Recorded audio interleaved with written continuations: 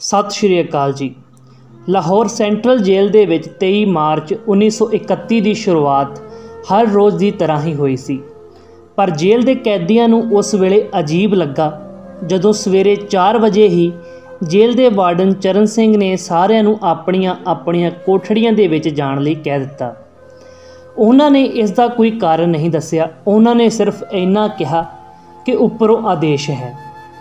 ਅਜੇ ਕੈਦੀ ਸੋਚ ਹੀ ਰਹੇ ਸਨ ਕਿ ਸਾਰਾ ਚੱਕਰ ਕੀ ਹੈ। ਇੰਨੇ ਵਿੱਚ ਕੀ ਹੁੰਦਾ ਹੈ ਕਿ ਜੇਲ੍ਹ ਦਾ ਨਾਈ ਬਰਕਤ ਬੁੜਬੁੜ ਕਰਦਾ ਹਰ ਕਮਰੇ ਦੇ ਅੱਗੋਂ ਲੰਘਦਾ ਕਹਿੰਦਾ ਹੈ ਕਿ ਅੱਜ ਰਾਤ ਨੂੰ ਭਗਤ ਸਿੰਘ, ਸੁਖਦੇਵ ਅਤੇ ਰਾਜਗੁਰੂ ਨੂੰ ਫਾਂਸੀ ਦਿੱਤੀ ਜਾਵੇਗੀ।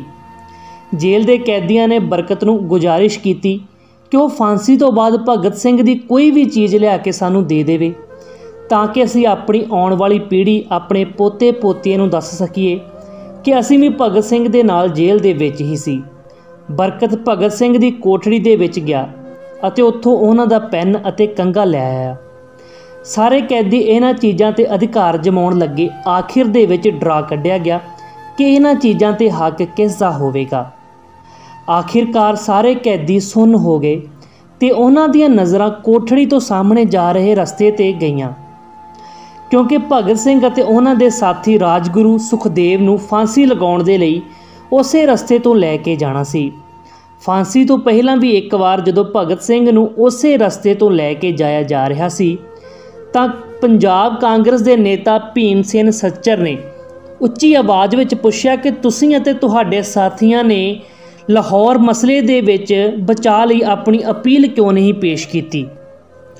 ਭਗਤ ਸਿੰਘ ਨੇ ਜਵਾਬ ਦਿੱਤਾ ਕਿ ਇਨਕਲਾਬੀਆਂ ਨੇ ਮਰਨਾ ਹੀ ਹੁੰਦਾ ਹੈ, ਕਿਉਂਕਿ ਉਹਨਾਂ ਦੇ ਮਰਨ ਦੇ ਨਾਲ ਹੀ ਉਹਨਾਂ ਦੀ ਮੁਹਿੰਮ ਮਜ਼ਬੂਤ ਹੁੰਦੀ ਹੈ, ਅਦਾਲਤ ਵਿੱਚ ਅਪੀਲ ਨਾਲ ਨਹੀਂ। ਵਾਰਡਨ ਚਰਨ ਸਿੰਘ ਭਗਤ ਸਿੰਘ ਦੇ ਵੈਲ ਵਿਸ਼ਰ ਸੀ, ਉਹਨਾਂ ਦਾ ਚੰਗਾ ਚਾਹੁੰਦੇ ਸੀ ਅਤੇ ਆਪਣੇ ਵੱਲੋਂ ਜੋ ਵੀ ਕਰ ਪਾਉਂਦੇ ਉਹ ਕਰਦੇ ਸੀ। ਉਹਨਾਂ ਦੀ ਵਜ੍ਹਾ ਨਾਲ ਹੀ ਲਾਹੌਰ ਦੀ ਦਵਾਰਕਾ ਦਾਸ ਲਾਇਬ੍ਰੇਰੀ ਦੇ ਵਿੱਚੋਂ ਕਿਤਾਬਾਂ ਜੇਲ੍ਹ ਵਿੱਚ ਭਗਤ ਸਿੰਘ ਦੇ ਲਈ ਆ ਪਾਉਂਦੀਆਂ ਸੀ ਅਤੇ ਭਗਤ ਸਿੰਘ ਕਿਤਾਬਾਂ ਪੜ੍ਹਦੇ ਸੀ। ਭਗਤ ਸਿੰਘ ਦੀ ਡਾਕੂਮੈਂਟਰੀ 'ਤੇ ਕੰਮ ਕਰਨ ਵਾਲੇ ਚਮਨ ਲਾਲ ਆਪਣੀ ਕਿਤਾਬ ਭਗਤ ਸਿੰਘ ਡਾਕੂਮੈਂਟਸ ਵਿੱਚ ਲਿਖਦੇ ਹਨ, ਭਗਤ ਸਿੰਘ ਨੂੰ ਕਿਤਾਬਾਂ ਪੜ੍ਹਨ ਦਾ ਇੰਨਾ ਸ਼ੌਂਕ ਸੀ ਕਿ ਇੱਕ ਵਾਰ ਉਹਨਾਂ ਨੇ ਆਪਣੇ ਸਕੂਲ ਦੇ ਸਾਥੀ ਜੈਦੇਵ ਗੁਪਤਾ ਨੂੰ ਕੁਝ ਕਿਤਾਬਾਂ ਦੇ ਨਾਮ ਲਿਖ ਕੇ ਭੇਜੇ ਅਤੇ ਕਿਹਾ ਕਿ ਉਹ ਇਹਨਾਂ ਕਿਤਾਬਾਂ ਨੂੰ ਕੁਲਬੀਰ ਦੇ ਜ਼ਰੀਏ ਜੇਲ੍ਹ ਵਿੱਚ ਮੈਨੂੰ ਭਿਜਵਾ ਦੇਵੇ। ਭਗਤ ਸਿੰਘ ਨੂੰ ਜੇਲ੍ਹ ਦੀ ਕਠਿਨ ਜ਼ਿੰਦਗੀ ਦੀ ਆਦਤ ਹੋ ਰਹੀ ਸੀ। ਉਹਨਾਂ ਦੀ ਕੋਠੜੀ ਨੰਬਰ 14 ਦਾ ਫਰਸ਼ ਪੱਕਾ ਨਹੀਂ ਸੀ, ਉਸ ਉੱਪਰ ਘਾਹ ਉੱਗਿਆ ਹੋਇਆ ਸੀ। ਕੋਠੜੀ ਦਾ ਸਾਈਜ਼ ਸਿਰਫ ਇੰਨਾ ਸੀ ਜਿਸ ਦੇ ਵਿੱਚ ਉਹਨਾਂ ਦਾ 5 ਫੁੱਟ 10 ਇੰਚ ਦਾ ਸਰੀਰ ਹੀ ਬੜੀ ਮੁਸ਼ਕਲ ਦੇ ਨਾਲ ਆਉਂਦਾ ਸੀ। ਭਗਤ ਸਿੰਘ ਨੂੰ ਫਾਂਸੀ ਦੇਣ ਤੋਂ 2 ਘੰਟੇ ਪਹਿਲਾਂ ਉਹਨਾਂ ਦੇ ਵਕੀਲ ਪ੍ਰਾਣ ਨਾਥ ਮਹਿਤਾ ਉਹਨਾਂ ਨੂੰ ਮਿਲਣ ਲਈ ਜੇਲ੍ਹ ਵਿੱਚ ਆਏ। ਮਹਿਤਾ ਜੀ ਨੇ ਬਾਅਦ ਵਿੱਚ ਲਿਖਿਆ ਕਿ ਭਗਤ ਸਿੰਘ ਆਪਣੀ ਕੋਠੜੀ ਦੇ ਵਿੱਚ ਬੰਦ ਪਿੰਜਰੇ ਵਿੱਚ ਸ਼ੇਰ ਵਾਂਗ ਚੱਕਰ ਲਗਾ ਰਹੇ ਸੀ। ਭਗਤ ਸਿੰਘ ਨੇ ਮੁਸਕਰਾ ਕੇ ਮਹਿਤਾ ਦਾ ਸਵਾਗਤ ਕੀਤਾ ਅਤੇ ਕਿਹਾ ਕਿ ਤੁਸੀਂ ਮੇਰੀ ਕਿਤਾਬ ਲੈ ਕੇ ਆਏ ਹੋ ਜਾਂ ਫਿਰ ਨਹੀਂ। ਮਹਿਤਾ ਨੇ ਭਗਤ ਸਿੰਘ ਨੂੰ ਕਿਤਾਬ ਦਿੱਤੀ ਅਤੇ ਉਹ ਮਹਿਤਾ ਦੇ ਸਾਹਮਣੇ ਹੀ ਕਿਤਾਬ ਪੜ੍ਹਨ ਲੱਗ ਪਏ, ਜਿਵੇਂ ਉਹਨਾਂ ਦੇ ਕੋਲ ਟਾਈਮ ਬਹੁਤ ਘੱਟ ਹੁੰਦਾ ਹੈ। ਮਹਿਤਾ ਨੇ ਕਿਹਾ ਕਿ ਤੁਸੀਂ ਦੇਸ਼ ਨੂੰ ਕੋਈ ਸੰਦੇਸ਼ ਦੇਣਾ ਚਾਹੁੰਦੇ ਹੋ। ਭਗਤ ਸਿੰਘ ਨੇ ਕਿਤਾਬ ਤੋਂ ਮੂੰਹ ਹਟਾਏ ਬਗੈਰ ਹੀ ਕਿਹਾ ਕਿ ਸਿਰਫ 2 ਸੰਦੇਸ਼, ਸਾਮਰਾਜਵਾਦ ਮੁਰਦਾਬਾਦ ਅਤੇ ਇਨਕਲਾਬ ਜਿੰਦਾਬਾਦ। ਇਸ ਤੋਂ ਬਾਅਦ ਭਗਤ ਸਿੰਘ ਨੇ ਮਹਿਤਾ ਨੂੰ ਕਿਹਾ ਕਿ ਉਹ ਪੰਡਿਤ ਨਹਿਰੂ ਅਤੇ ਸੁਭਾਸ਼ ਬੋਸ ਨੂੰ ਮੇਰਾ ਧੰਨਵਾਦ ਪਹੁੰਚਾ ਦੇਣ, ਜਿਨ੍ਹਾਂ ਨੇ ਮੇਰੇ ਕੇਸ ਦੇ ਵਿੱਚ ਬਹੁਤ ਰੁਚੀ ਲਈ। ਭਗਤ ਸਿੰਘ ਦੇ ਸਾਥੀ ਰਹੇ ਸ਼ਿਵ ਵਰਮਾ ਆਪਣੀ ਕਿਤਾਬ ਰੈਮਨੀਸੈਂਸਸ ਆਫ ਫੈਲੋ ਰੈਵੋਲੂਸ਼ਨਰੀਜ਼ ਵਿੱਚ ਲਿਖਦੇ ਹਨ, ਮੈਂ ਵੀ ਉਸ ਜੇਲ੍ਹ ਵਿੱਚ ਸੀ ਜਿਸ ਦੇ ਵਿੱਚ ਭਗਤ ਸਿੰਘ ਬੰਦ ਸਨ। ਸ਼ਾਮ ਨੂੰ ਸਾਡੀ ਜੇਲ੍ਹ ਦੇ ਤਾਲੇ ਖੋਲ੍ਹ ਦਿੱਤੇ ਗਏ ਤੇ ਸਾਨੂੰ ਬਾਹਰ ਨਿਕਲਣ ਨੂੰ ਕਿਹਾ ਗਿਆ। ਸਰਕਾਰ ਚਾਹੁੰਦੀ ਸੀ ਕਿ ਭਗਤ ਸਿੰਘ ਦੀ ਫਾਂਸੀ ਤੋਂ ਪਹਿਲਾਂ ਸਾਨੂੰ ਉੱਥੋਂ ਹਟਾ ਦਿੱਤਾ ਜਾਵੇ। ਗੇਟ ਵੱਲ ਜਾਂਦੇ ਸਾਨੂੰ ਸਾਡੇ ਜੇਲ੍ਹ ਦੇ ਸੁਪਰਿੰਟੈਂਡੈਂਟ ਨੇ ਕਿਹਾ ਕਿ ਕੀ ਤੁਸੀਂ ਆਪਣੇ ਕਾਮਰੇਡਾਂ ਨੂੰ ਮਿਲਣਾ ਚਾਹੋਗੇ। ਸਾਨੂੰ ਭਗਤ ਸਿੰਘ ਦੀ ਕੋਠੜੀ ਦੇ ਬਾਹਰ ਲਿਜਾਇਆ ਗਿਆ। ਉਹਨਾਂ ਨੂੰ ਦੇਖਦਿਆਂ ਹੀ ਮੇਰੀ ਅੱਖਾਂ ਦੇ ਵਿੱਚ ਹੰਝੂ ਆ ਗਏ। ਭਗਤ ਸਿੰਘ ਨੇ ਕਿਹਾ ਕਿ ਇਹ ਭਾਵੁਕ ਹੋਣ ਦਾ ਸਮਾਂ ਨਹੀਂ ਹੈ, ਜਲਦੀ ਹੀ ਮੈਂ ਸਾਰੀਆਂ ਚਿੰਤਾਵਾਂ ਤੋਂ ਮੁਕਤ ਹੋ ਜਾਵਾਂਗਾ। ਵਾਅਦਾ ਕਰੋ ਕਿ ਤੁਸੀਂ ਹਾਰ ਨਹੀਂ ਮੰਨੋਗੇ। ਇੰਨਾ ਕਹਿ ਕੇ ਉਹਨਾਂ ਨੇ ਸੀਖਾਂ ਦੇ ਵਿੱਚੋਂ ਆਪਣੇ ਹੱਥ ਬਾਹਰ ਕੱਢੇ ਤੇ ਮੇਰੇ ਹੱਥਾਂ ਨੂੰ ਫੜ ਲਿਆ। ਜਿਵੇਂ ਹੀ ਜੇਲ੍ਹ ਦੇ ਸੁਪਰਿੰਟੈਂਡੈਂਟ ਨੇ ਇਹ ਸੀਨ ਦੇਖਿਆ ਤਾਂ ਉਸਨੇ ਚੀਕ ਕੇ ਕਿਹਾ, ਮਾਰਚ। ਇਹ ਮੇਰੀ ਭਗਤ ਸਿੰਘ ਦੇ ਨਾਲ ਆਖਰੀ ਮੁਲਾਕਾਤ ਸੀ। ਭਗਤ ਸਿੰਘ ਦੇ ਨਾਲ ਮਿਲਣ ਤੋਂ ਬਾਅਦ ਮਹਿਤਾ ਰਾਜਗੁਰੂ ਦੇ ਨਾਲ ਮਿਲਣ ਦੇ ਲਈ ਉਹਨਾਂ ਦੀ ਕੋਠੜੀ ਗਏ। ਰਾਜਗੁਰੂ ਦੇ ਆਖਰੀ ਸ਼ਬਦ ਸਨ, ਅਸੀਂ ਜਲਦੀ ਮਿਲਾਂਗੇ। ਸੁਖਦੇਵ ਨੇ ਮਹਿਤਾ ਨੂੰ ਯਾਦ ਕਰਵਾਇਆ ਕਿ ਉਹ ਸਾਡੀ ਫਾਂਸੀ ਤੋਂ ਬਾਅਦ ਜੇਲਰ ਤੋਂ ਉਹ ਕੈਰਮ ਬੋਰਡ ਲੈ ਲੈਣ ਜੋ ਉਹਨਾਂ ਨੇ ਕੁਝ ਸਮਾਂ ਪਹਿਲਾਂ ਦਿੱਤਾ ਸੀ। ਮਹਿਤਾ ਦੇ ਜਾਣ ਤੋਂ ਬਾਅਦ ਜੇਲ੍ਹ ਦੇ ਅਧਿਕਾਰੀਆਂ ਨੇ ਤਿੰਨਾਂ ਕ੍ਰਾਂਤੀਕਾਰੀਆਂ ਨੂੰ ਦੱਸ ਦਿੱਤਾ ਕਿ ਉਹਨਾਂ ਨੇ ਨਿਯਤ ਸਮੇਂ ਤੋਂ 12 ਘੰਟੇ ਪਹਿਲਾਂ ਹੀ ਤੁਹਾਨੂੰ ਫਾਂਸੀ ਦੇ ਦੇਣੀ ਹੈ। ਅਗਲੇ ਦਿਨ ਸਵੇਰੇ 6 ਵਜੇ ਦੀ ਬਜਾਏ ਉਹਨਾਂ ਨੂੰ ਉਸੇ ਸ਼ਾਮ 7 ਵਜੇ ਫਾਂਸੀ 'ਤੇ ਚੜ੍ਹਾ ਦਿੱਤਾ ਜਾਵੇਗਾ। ਭਗਤ ਸਿੰਘ ਨੇ ਮਹਿਤਾ ਵੱਲੋਂ ਲਿਆਂਦੀ ਕਿਤਾਬ ਨੂੰ ਪੜ੍ਹਦੇ ਕਿਹਾ, ਕੀ ਤੁਸੀਂ ਮੈਨੂੰ ਇਸ ਕਿਤਾਬ ਦਾ ਇੱਕ ਚੈਪਟਰ ਵੀ ਪੂਰਾ ਨਹੀਂ ਪੜ੍ਹਨ ਦਿਓਗੇ? ਭਗਤ ਸਿੰਘ ਨੇ ਜੇਲ੍ਹ ਦੇ ਮੁਸਲਿਮ ਸਫਾਈ ਕਰਮਚਾਰੀ ਨੂੰ ਬੇਨਤੀ ਕੀਤੀ ਕਿ ਉਹ ਫਾਂਸੀ ਤੋਂ ਇੱਕ ਦਿਨ ਪਹਿਲਾਂ ਸ਼ਾਮ ਨੂੰ ਆਪਣੇ ਘਰ ਤੋਂ ਰੋਟੀ ਲਿਆ ਕੇ ਮੈਨੂੰ ਦੇ ਦੇਵੇ, ਪਰ ਉਹ ਕਰਮਚਾਰੀ ਭਗਤ ਸਿੰਘ ਦੀ ਇੱਛਾ ਪੂਰੀ ਨਹੀਂ ਕਰ ਪਾਏ ਕਿਉਂਕਿ ਭਗਤ ਸਿੰਘ ਨੂੰ 12 ਘੰਟੇ ਪਹਿਲੇ ਹੀ ਫਾਂਸੀ ਦੇਣ ਦਾ ਫੈਸਲਾ ਲਿਆ ਗਿਆ ਅਤੇ ਉਸ ਸਫਾਈ ਕਰਮਚਾਰੀ ਨੂੰ ਫਾਂਸੀ ਦੇ ਸਮੇਂ ਗੇਟ ਦੇ ਅੰਦਰ ਵੜਨ ਦੀ ਅਨੁਮਤੀ ਨਹੀਂ ਦਿੱਤੀ ਗਈ। ਥੋੜ੍ਹੀ ਦੇਰ ਬਾਅਦ ਤਿੰਨਾਂ ਕ੍ਰਾਂਤੀਕਾਰੀਆਂ ਨੂੰ ਫਾਂਸੀ ਦੀ ਸਜ਼ਾ ਦੇਣ ਦੀ ਤਿਆਰੀਆਂ ਦੇ ਲਈ ਉਹਨਾਂ ਦੀਆਂ ਕੋਠੜੀਆਂ ਤੋਂ ਬਾਹਰ ਲਿਆਂਦਾ ਗਿਆ।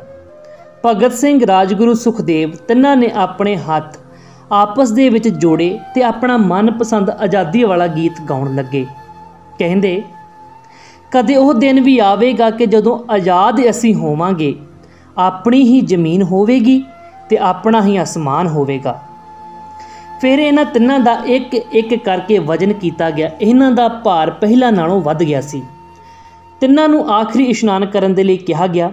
ਆਖਰੀ ਇਸ਼ਨਾਨ ਕਰਨ ਤੋਂ ਬਾਅਦ ਇਹਨਾਂ ਨੂੰ ਕਾਲੇ ਕੱਪੜੇ ਪਵਾ ਦਿੱਤੇ ਗਏ, ਪਰ ਚਿਹਰੇ ਖੁੱਲ੍ਹੇ ਰੱਖੇ ਗਏ। ਚਰਨ ਸਿੰਘ ਨੇ ਭਗਤ ਸਿੰਘ ਦੇ ਕੰਨ ਦੇ ਵਿੱਚ ਕਿਹਾ ਕਿ ਵਾਹਿਗੁਰੂ ਨੂੰ ਯਾਦ ਕਰੋ। ਭਗਤ ਸਿੰਘ ਨੇ ਕਿਹਾ ਕਿ ਪੂਰੀ ਜ਼ਿੰਦਗੀ ਮੈਂ ਰੱਬ ਨੂੰ ਯਾਦ ਨਹੀਂ ਕੀਤਾ। ਅਸਲ ਦੇ ਵਿੱਚ ਮੈਂ ਗਰੀਬਾਂ ਦੇ ਕਲੇਸ਼ ਦੇ ਕਾਰਨ ਰੱਬ ਨੂੰ ਬਹੁਤ ਵਾਰ ਕੋਸਿਆ ਵੀ ਹੈ। ਜੇਕਰ ਮੈਂ ਹੁਣ ਉਸ ਤੋਂ ਮਾफ़ੀ ਮੰਗਾਂਗਾ ਤਾਂ ਉਹ ਕਹੇਗਾ ਕਿ ਇਹ ਬਹੁਤ ਡਰਪੋਕ ਹੈ, ਆਪਣਾ ਅੰਤਿਮ ਸਮਾਂ ਨਜ਼ਦੀਕ ਦੇਖ ਕੇ ਡਰ ਗਿਆ ਹੈ ਤੇ ਮਾफ़ੀ ਮੰਗਣ ਦੇ ਲਈ ਆ ਗਿਆ ਹੈ। ਜਿਵੇਂ ਹੀ ਜੇਲ੍ਹ ਦੀ ਘੜੀ ਨੇ 6 ਵਜਾਏ ਤਾਂ ਜੇਲ੍ਹ ਦੇ ਕੈਦੀਆਂ ਨੇ ਫਰਸ਼ ਤੇ ਬੂਟਾਂ ਦੀ ਜ਼ੋਰਦਾਰ ਆਵਾਜ਼ ਸੁਣੀ ਤੇ ਦਬੀ ਹੋਈ ਗਾਣੇ ਦੀ ਆਵਾਜ਼ ਵੀ ਸੁਣੀ। ਸਰਫਰੋਸ਼ੀ ਕੀ ਤਮੰਨਾ ਅਬ ਹਮਾਰੇ ਦਿਲ में है। ਉਦੋਂ ਹੀ ਅਚਾਨਕ ਇਨਕਲਾਬ ਜਿੰਦਾਬਾਦ ਤੇ ਭਾਰਤ ਆਜ਼ਾਦ ਹੋ ਦੇ ਨਾਅਰੇ ਲੱਗਣੇ ਸ਼ੁਰੂ ਹੋ ਗਏ। ਫਾਂਸੀ ਦਾ ਤਖਤਾ ਪੁਰਾਣਾ ਸੀ, ਪਰ ਫਾਂਸੀ ਦੇਣ ਵਾਲਾ ਕਾਫੀ ਤੰਦਰੁਸਤ ਸੀ। ਉਸ ਨੂੰ ਕਾਫੀ ਦੂਰ ਤੋਂ ਬੁਲਾਇਆ ਗਿਆ ਸੀ। ਭਗਤ ਸਿੰਘ ਆਪਣੀ ਮਾਂ ਦੇ ਨਾਲ ਕੀਤਾ ਵਾਅਦਾ ਪੂਰਾ ਕਰਨਾ ਚਾਹੁੰਦੇ ਸੀ ਕਿ ਉਹ ਫਾਂਸੀ ਦੇ ਤਖਤੇ 'ਤੇ ਖੜੇ ਹੋ ਕੇ ਇਨਕਲਾਬ ਜਿੰਦਾਬਾਦ ਦੇ ਨਾਅਰੇ ਲਗਾਉਣ। ਭਗਤ ਸਿੰਘ ਤੇ ਕਿਤਾਬ ਲਿਖਣ ਵਾਲੇ ਪ੍ਰੋਫੈਸਰ ਮਲਵਿੰਦਰਜੀਤ ਸਿੰਘ ਵੜੈਚ ਲਿਖਦੇ ਹਨ, ਲਾਹੌਰ ਦੇ ਜ਼ਿਲ੍ਹਾ ਕਾਂਗਰਸ ਨੇਤਾ ਸੋਂਦੀ ਦਾ ਘਰ ਬਿਲਕੁਲ ਜੇਲ੍ਹ ਦੇ ਨਾਲ ਸੀ। ਜਦੋਂ ਭਗਤ ਸਿੰਘ ਨੇ ਜ਼ੋਰ ਦੇ ਨਾਲ ਨਾਅਰਾ ਲਗਾਇਆ ਤਾਂ ਭਗਤ ਸਿੰਘ ਦੀ ਆਵਾਜ਼ ਸੋਂਦੀ ਦੇ ਘਰ ਵੀ ਪਹੁੰਚ ਗਈ। ਜੇਲ੍ਹ ਦੇ ਬਾਕੀ ਕੈਦੀ ਵੀ ਨਾਅਰੇ ਲਗਾਉਣ ਲੱਗ ਪਏ। ਤਿੰਨਾਂ ਕ੍ਰਾਂਤੀਕਾਰੀਆਂ ਦੇ ਗਲੇ ਦੇ ਵਿੱਚ ਫਾਂਸੀ ਦੀ ਰੱਸੀ ਪਾ ਦਿੱਤੀ ਗਈ, ਹੱਥ ਪੈਰ ਬੰਨ੍ਹ ਦਿੱਤੇ ਗਏ। ਉਦੋਂ ਜਲਾਦ ਨੇ ਪੁੱਛਿਆ ਕਿ ਸਭ ਤੋਂ ਪਹਿਲਾਂ ਕੌਣ ਜਾਵੇਗਾ, ਸਭ ਤੋਂ ਪਹਿਲਾਂ ਫਾਂਸੀ ਕੌਣ ਲੱਗੇਗਾ। ਸੁਖਦੇਵ ਨੇ ਸਭ ਤੋਂ ਪਹਿਲਾਂ ਫਾਂਸੀ 'ਤੇ ਚੜ੍ਹਨ ਦੀ ਹਾਮੀ ਭਰੀ।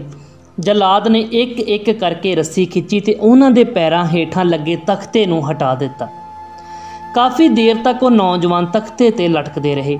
ਉਹਨਾਂ ਨੂੰ ਹੇਠਾਂ ਉਤਾਰਿਆ ਗਿਆ ਤੇ ਉੱਥੇ ਮੌਜੂਦ ਡਾਕਟਰ ਅਤੇ ਲੈਫਟੀਨੈਂਟ ਜਨਰਲ ਜੇ ਨੈਲਸਨ ਅਤੇ ਲੈਫਟੀਨੈਂਟ ਜਨਰਲ ਸੋਂਦੀ ਨੇ ਉਹਨਾਂ ਨੂੰ ਮ੍ਰਿਤਕ ਘੋਸ਼ਿਤ ਕਰ ਦਿੱਤਾ। ਕੁਲਦੀਪ ਨੇਰ ਆਪਣੀ ਕਿਤਾਬ ਵਿਦਆਊਟ ਫੇਅਰ ਦੇ ਵਿੱਚ ਲਿਖਦੇ ਹਨ, ਇੱਕ ਜੇਲ੍ਹ ਅਧਿਕਾਰੀ 'ਤੇ ਫਾਂਸੀ ਦਾ ਇੰਨਾ ਅਸਰ ਹੋਇਆ ਕਿ ਜਦੋਂ ਉਸ ਨੂੰ ਕਿਹਾ ਗਿਆ ਕਿ ਉਹ ਮ੍ਰਿਤਕਾਂ ਦੀ ਪਹਿਚਾਣ ਕਰੇ ਤਾਂ ਉਸ ਨੇ ਇੱਦਾਂ ਕਰਨ ਤੋਂ ਇਨਕਾਰ ਕਰ ਦਿੱਤਾ।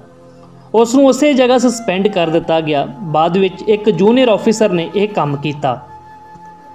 ਪਹਿਲਾਂ ਇਹ ਵਿਚਾਰ ਕੀਤਾ ਗਿਆ ਕਿ ਇਹਨਾਂ ਦਾ ਅੰਤਿਮ ਸੰਸਕਾਰ ਜੇਲ੍ਹ ਦੇ ਅੰਦਰ ਹੀ ਕੀਤਾ ਜਾਵੇ, ਪਰ ਫਿਰ ਇਹ ਵਿਚਾਰ ਨੂੰ ਰੱਦ ਕਰ ਦਿੱਤਾ ਗਿਆ, ਅਮਲ ਦੇ ਵਿੱਚ ਨਹੀਂ ਲਿਆਂਦਾ ਗਿਆ ਕਿਉਂਕਿ ਜੇਲ੍ਹ ਅਫਸਰਾਂ ਨੂੰ ਡਰ ਸੀ ਕਿ ਜੇਲ੍ਹ ਵਿੱਚੋਂ ਧੂੰਆਂ ਉੱਠਦਾ ਦੇਖ ਕੇ ਜੇਲ੍ਹ ਦੇ ਬਾਹਰ ਖੜੀ ਭੀੜ ਜੇਲ੍ਹ 'ਤੇ ਹਮਲਾ ਕਰ ਸਕਦੀ ਹੈ। ਫਿਰ ਜੇਲ੍ਹ ਦੀ ਪਿਛਲੀ ਕੰਧ ਤੋੜ ਕੇ ਇੱਕ ਟਰੱਕ ਨੂੰ ਅੰਦਰ ਲਿਆਂਦਾ ਗਿਆ। ਤਿੰਨਾਂ ਨੌਜਵਾਨ ਕ੍ਰਾਂਤੀਕਾਰੀਆਂ ਦੀਆਂ ਲਾਸ਼ਾਂ ਨੂੰ ਟਰੱਕ ਦੇ ਵਿੱਚ ਕਿਸੇ ਸਮਾਨ ਦੇ ਵਾਂਗ ਬੜੇ ਹੀ ਨਰਾਦਰ ਦੇ ਨਾਲ ਸੁੱਟਿਆ ਗਿਆ। ਸਤਲੁਜ ਦੇ ਕਿਨਾਰੇ ਅੰਤਿਮ ਸੰਸਕਾਰ ਕਰਨ ਦਾ ਫੈਸਲਾ ਲਿਆ ਗਿਆ ਕਿਉਂਕਿ ਰਾਵੀ ਦੇ ਕਿਨਾਰੇ ਪਾਣੀ ਬਹੁਤ ਘੱਟ ਸੀ। ਉਹਨਾਂ ਦੇ ਸ਼ਰੀਰਾਂ ਨੂੰ ਫਿਰੋਜ਼ਪੁਰ ਦੇ ਕੋਲ ਸਤਲੁਜ ਦੇ ਕਿਨਾਰੇ ਲਿਆਂਦਾ ਗਿਆ। ਰਾਤ ਦੇ 10 ਵੱਜ ਚੁੱਕੇ ਸੀ। ਕਾਫੀ ਹਨੇਰਾ ਹੋ ਗਿਆ। ਜਦੋਂ ਲੋਕਾਂ ਨੂੰ ਇਸ ਗੱਲ ਦਾ ਪਤਾ ਲੱਗਾ ਤਾਂ ਲੋਕ ਸਤਲੁਜ ਦੇ ਕਿਨਾਰੇ ਵੱਲ ਨੂੰ ਭੱਜਣ ਲੱਗੇ। ਬ੍ਰਿਟਿਸ਼ ਆਰਮੀ ਨੇ ਜਦੋਂ ਲੋਕਾਂ ਦੀ ਭੀੜ ਨੂੰ ਆਪਣੇ ਵੱਲ ਆਉਂਦਾ ਦੇਖਿਆ ਤਾਂ ਆਪਣੀ ਜਾਨ ਨੂੰ ਬਚਾ ਕੇ ਉਹਨਾਂ 3 ਨੌਜਵਾਨਾਂ ਦੇ ਸ਼ਵਾਂ ਨੂੰ ਉੱਥੇ ਅੱਧ ਜਲੀ ਹਾਲਤ ਵਿੱਚ ਛੱਡ ਕੇ ਆਪਣੀਆਂ ਗੱਡੀਆਂ ਵੱਲ ਨੂੰ ਭੱਜਣ ਲੱਗੇ। ਸਾਰੀ ਰਾਤ ਪਿੰਡ ਵਾਲਿਆਂ ਨੇ ਅੱਧ ਸੜੀਆਂ ਲਾਸ਼ਾਂ ਦੇ ਇਰਦ ਗਿਰਦ ਬੈਠ ਕੇ ਪਹਿਰਾ ਦਿੱਤਾ। ਸਰਕਾਰ ਨੇ ਅਗਲੀ ਸਵੇਰ ਮੈਜਿਸਟ੍ਰੇਟ ਦੇ ਸਾਈਨ ਦੇ ਨਾਲ ਪਰਚੇ ਛਪਵਾਏ ਕਿ ਭਗਤ ਸਿੰਘ ਰਾਜਗੁਰੂ ਸੁਖਦੇਵ ਦਾ ਸਤਲੁਜ ਕਿਨਾਰੇ ਅੰਤਿਮ ਸੰਸਕਾਰ ਕਰ ਦਿੱਤਾ ਗਿਆ ਹੈ। ਲੋਕਾਂ ਨੇ ਇਸ ਦੀ ਨਿੰਦਿਆ ਕੀਤੀ ਕਿ ਸੰਸਕਾਰ ਕਰਨਾ ਤਾਂ ਦੂਰ, ਸ਼ਰੀਰਾਂ ਨੂੰ ਪੂਰਾ ਜਲਾਇਆ ਵੀ ਨਹੀਂ ਗਿਆ। ਅੱਧ ਜਲੀਆਂ ਹਾਲਤ ਦੇ ਵਿੱਚ ਸ਼ਰੀਰਾਂ ਨੂੰ ਛੱਡ ਦਿੱਤਾ ਗਿਆ। 3 ਕ੍ਰਾਂਤੀਕਾਰੀਆਂ ਦੀ ਸ਼ਾਨ ਦੇ ਵਿੱਚ ਉਹਨਾਂ ਦੇ ਸਨਮਾਨ ਦੇ ਵਿੱਚ 3 ਮੀਲ ਲੰਬਾ ਸ਼ੋਕ ਜਲੂਸ ਲਾਹੌਰ ਦੇ ਨੀਲਾ ਕੁੰਬਤ ਤੋਂ ਸ਼ੁਰੂ ਹੋਇਆ। ਬਾਹਾਂ 'ਤੇ ਕਾਲੀਆਂ ਪੱਟੀਆਂ ਬੰਨ੍ਹ ਕੇ ਸਰਕਾਰਾਂ ਦਾ ਵਿਰੋਧ ਕੀਤਾ। ਔਰਤਾਂ ਨੇ ਵੀ ਕਾਲੀਆਂ ਸਾੜੀਆਂ ਪਾਈਆਂ। ਲਗਭਗ ਸਾਰਿਆਂ ਦੇ ਹੱਥ ਵਿੱਚ ਕਾਲੇ ਝੰਡੇ ਸਨ। ਅਨਾਰਕਲੀ ਬਾਜ਼ਾਰ ਦੇ ਵਿੱਚ ਜਾ ਕੇ ਜਲੂਸ ਰੁਕਿਆ ਤੇ ਘੋਸ਼ਣਾ ਕੀਤੀ ਗਈ, ਭਗਤ ਸਿੰਘ ਦਾ ਪਰਿਵਾਰ 3 ਸ਼ਹੀਦਾਂ ਦੇ ਸਰੀਰਾਂ ਨੂੰ ਲੈ ਕੇ ਫਿਰੋਜ਼ਪੁਰ ਤੋਂ ਉੱਥੇ ਪਹੁੰਚ ਗਿਆ ਹੈ।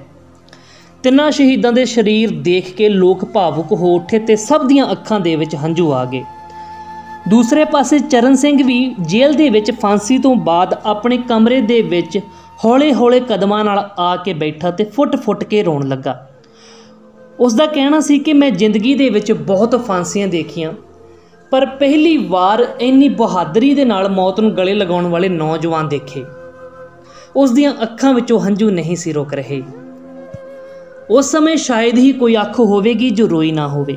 ਭਗਤ ਸਿੰਘ ਅਤੇ ਉਹਨਾਂ ਦੇ 2 ਸਾਥੀਆਂ ਦੀ ਕੁਰਬਾਨੀ ਠੀਕ 16 ਸਾਲ ਬਾਅਦ ਬ੍ਰਿਟਿਸ਼ ਸਾਮਰਾਜ ਦਾ ਅੰਤ ਦਾ ਇੱਕ ਕਾਰਨ ਬਣੀ ਅਤੇ ਭਾਰਤ ਦੀ ਜ਼ਮੀਨ ਤੋਂ ਸਾਰੇ ਬ੍ਰਿਟਿਸ਼ ਚਲੇ ਗਏ। ਭਾਰਤ ਆਜ਼ਾਦ ਹੋ ਗਿਆ। ਸ਼ਹੀਦਾਂ ਦਾ ਡੁੱਲਿਆ ਹੋਇਆ ਖੂਨ ਰੰਗ ਲਿਆਇਆ। ਇਹ ਸੀ ਭਗਤ ਸਿੰਘ ਦੇ ਆਖਰੀ ਉਹ 12 ਘੰਟੇ ਜੋ ਉਹਨਾਂ ਨੇ ਜੇਲ੍ਹ ਦੇ ਵਿੱਚ ਬਿਤਾਏ। ਭਗਤ ਸਿੰਘ ਦੀ ਜ਼ਿੰਦਗੀ ਤੋਂ ਸਾਨੂੰ ਸਾਰਿਆਂ ਨੂੰ ਸੇਧ ਲੈਣੀ ਚਾਹੀਦੀ ਹੈ ਅਤੇ ਆਪਣੇ ਦੇਸ਼ ਵਾਸਤੇ, ਆਪਣੀ ਕੌਮ ਵਾਸਤੇ ਜ਼ਰੂਰ ਕੁਝ ਨਾ ਕੁਝ ਕਰਨਾ ਚਾਹੀਦਾ ਹੈ। ਧੰਨਵਾਦ ਜੀ।